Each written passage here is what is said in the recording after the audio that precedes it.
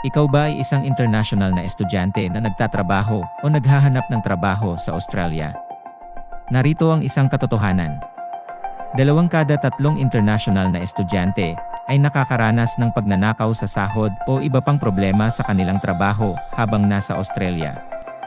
Ang pagnanakaw sa sahod ay nangangahulugan na binabayaran ka ng mas mababa kaysa sa dapat ayon sa batas, tulad ng pagkakabayaran ng mas mababa sa minimum wage, hindi binabayaran ng extra sa mga weekend, o pagsasagawa ng mahabang mga libreng pagsubok. Kung ang sinuman ay nakawi ng pera mula sa iyong pitaka, hindi ka mag-atubiling magsalita tungkol dito. Bakit ito dapat pag-iba kung ang nagnanakaw mula sa iyo ay ang iyong boss? Tanging mga 20% lamang ng mga tao ang nagsasalita, kahit na may mga libre at kumpidensyal na serbisyo upang tulungan kang ipagtanggol ang iyong mga karapatan. Maaring nakakatakot magsalita sa iyong boss, ngunit may magandang balita, mayroon kang 6 na taon upang subukan na makuha ang pera na dapat mong matanggap kung ang iyong employer ay nagbabayad sa iyo ng mas mababa kaysa sa dapat.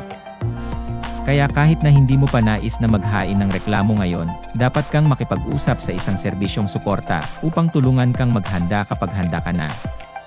At hindi lamang ito tungkol sa sahod.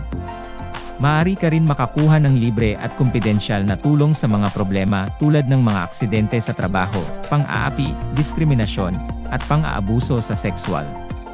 Ang iyong mga karapatan ay mahalaga. Huwag hayaang gamitin ka ng sinuman.